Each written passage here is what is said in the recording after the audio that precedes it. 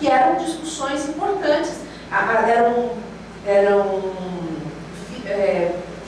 vídeos importantes dessas performances. Então teria um espaço de apresentação desses vídeos como forma de reflexão, né? E tinha uma programação temática a partir dessa leitura dos artistas participantes. O segundo andar, que ele chamou de planta livre, né? E que ele vai chamar o andar que ficou aberto, revelando sua estrutura, oferecendo ao visitante uma experiência aberta. Revelando sua estrutura, oferecendo ao visitante uma experiência física de arquitetura do edifício. Planta livre, conceito de Le Corbusier, em 1926, um dos 5 princípios da nova arquitetura. Então, é uma questão de discussão a partir desse conceito do Le Corbusier.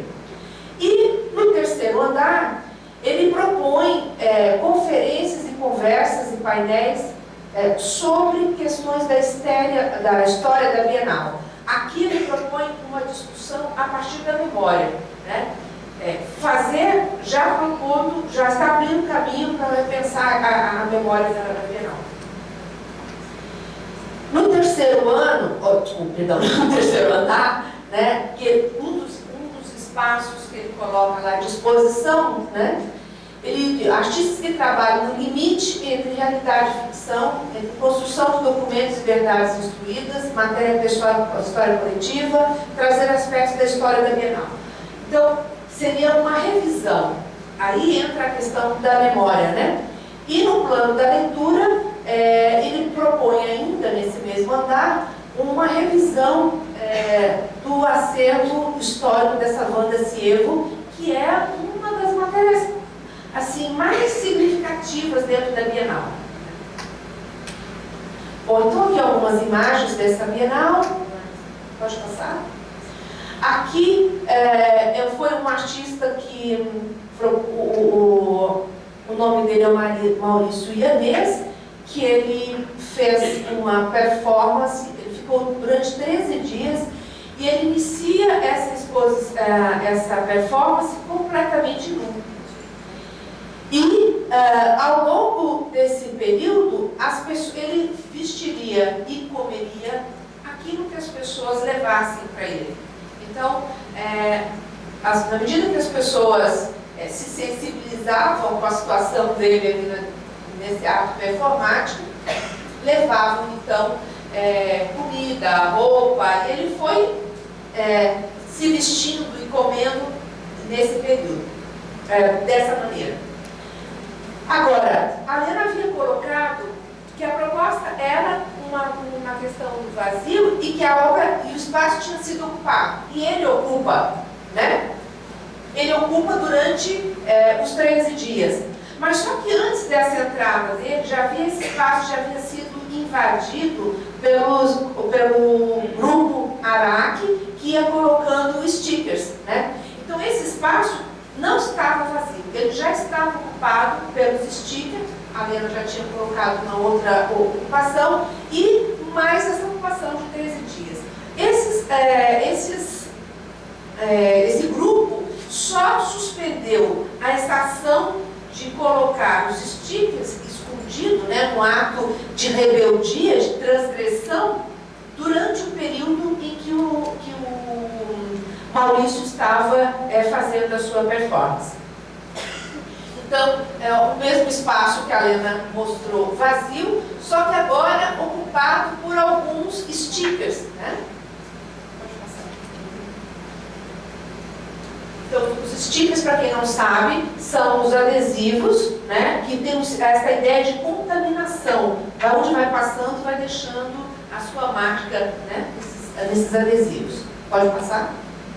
Bom, e aqui foi um dos problemas que a Bienal teve, que no dia da abertura, ela foi invadida por um grupo de pichadores, né, que fizeram pichação. Isso deu uma confusão muito grande, inclusive uma das meninas, uma das moças que faziam parte desse grupo, ficou 56 dias presa em função desse gesto. Quer dizer, era um gesto transgressor, mas que a Bienal, mesmo sendo uma exposição que vinha com uma proposta de abertura leitura, de revisão, de reconstrução, de pensar o seu modelo, ela não se abriu para aquilo que era diferente, ou seja, no fundo foi uma curadoria conservadora. Aí ele no início, o Maurício no início da performance, ele depois e aqui tem pequenos fragmentos que eu não vou ler aqui, já vou passar essa parte aqui, são fragmentos do relatório, eu só vou ler o primeiro pedaço ali.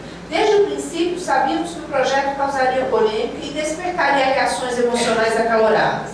Entretanto, parece ter sido esse mesmo clima que prejudicou e impediu a percepção do projeto, não apenas como uma mostra de arte contemporânea, mas como um programa totalmente articulado entre os seus componentes e que demandava a experiência de um tempo próprio, de um estar na exposição. O projeto buscava um visitante autônomo, curioso e aberto para fazer o seu próprio roteiro dentro do pavilhão, tendo à sua disposição a mediação de educadores, guias, mapas e textos de parede.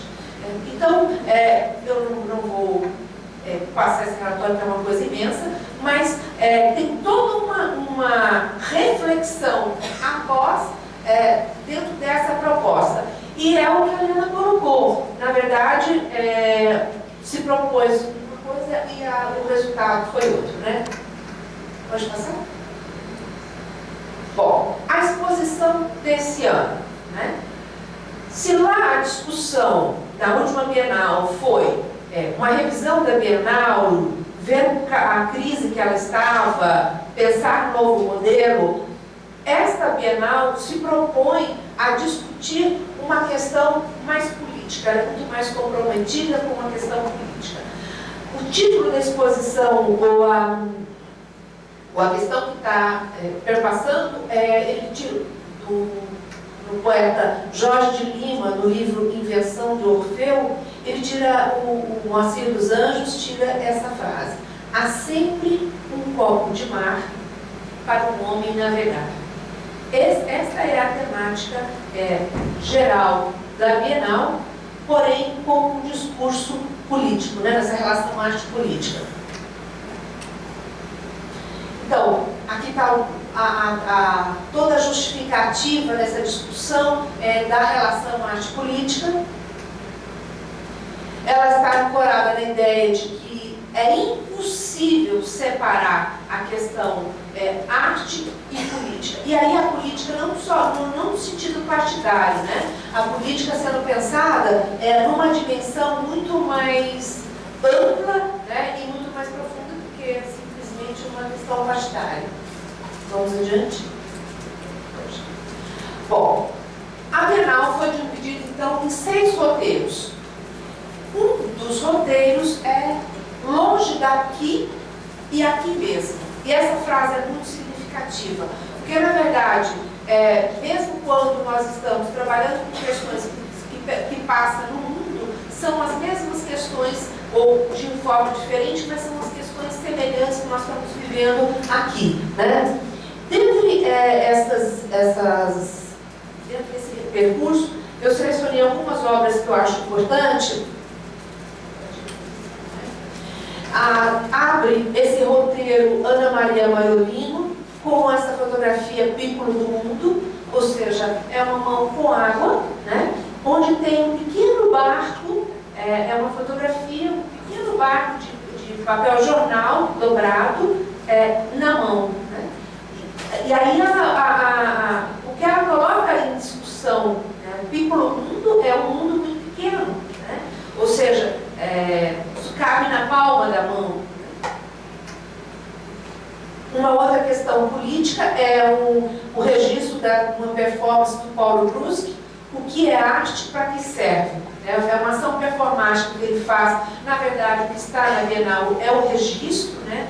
Várias obras que estão na Bienal são registro de obras ou de ações que já aconteceram, né? Esse é um dos registros.